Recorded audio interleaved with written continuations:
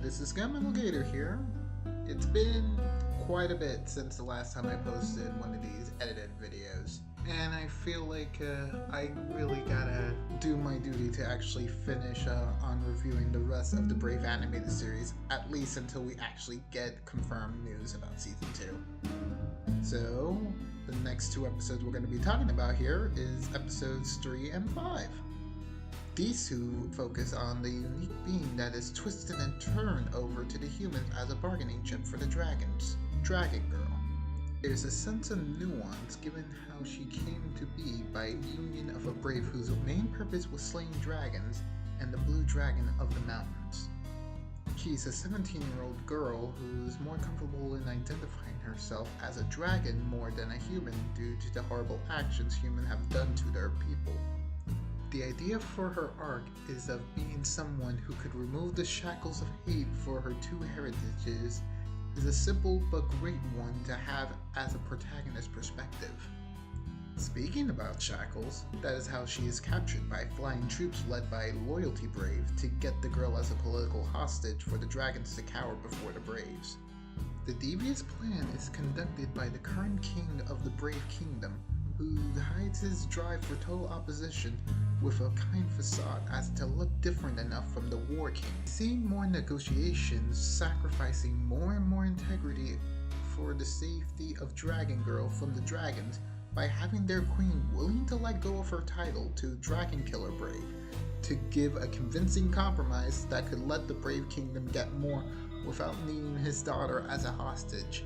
But the king is every common trope of an oppressive leader, with excellent cutthroat demeanor, and pushes for slaying Blue Dragon in order to get more approval from his citizens, and still get what Dragon Killer Brave was offering. Dragon Girl grows more mature through the end of episode 3 by the sacrifice of Sick Demon protecting her family, despite their selfish demeanor. It makes her start to take the first steps of making her life her own, even when the world wants to use her against her will. Prejudice.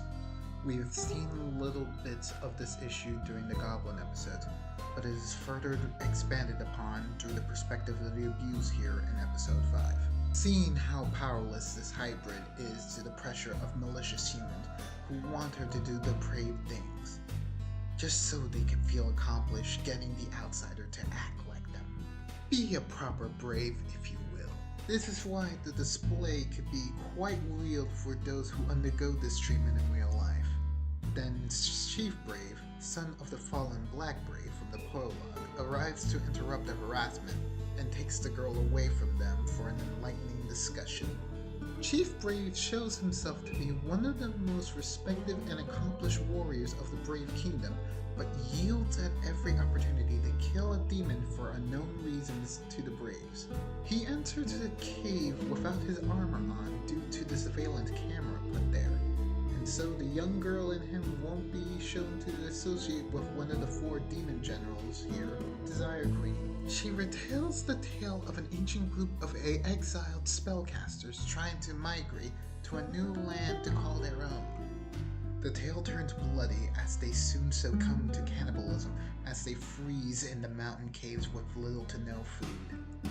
As they start to lose more and more of their people, the heads of the group decide to use magic to transform their designated meat into giants with an intelligence of a grazing animal, and have them become like cattle to them. But then, people who wised up to the cruelty they were inflicting on others gave the cattle the ability to protect themselves and stop the cycle of cannibalism.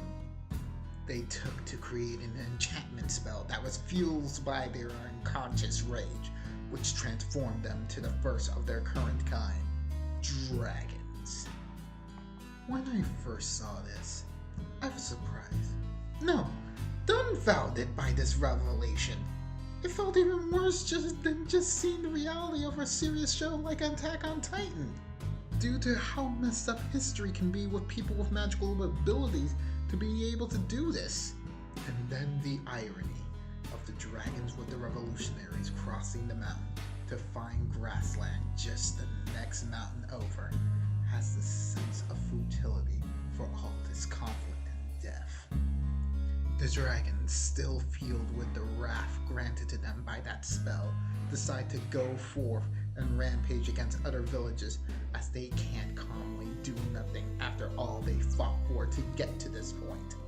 And thus, the dragons flew over towns to destroy them. It gave certain powerful people the chance to rise as heroes and was the impetus for Braves in this series. All of this to show the benefits Prejudice had to people fighting a daunting enemy and not knowing the real origin of such bloodshed. Dragon Girl is then gifted a vision of her parents giving her parting words of encouragement in her situation, and she really lets herself cry and unravel after all the harassment and truths told to her this day. Upon getting all of this, she steps back into her indentured servitude as a brave, with a new fire under her belly, entitling herself after her species for an identity.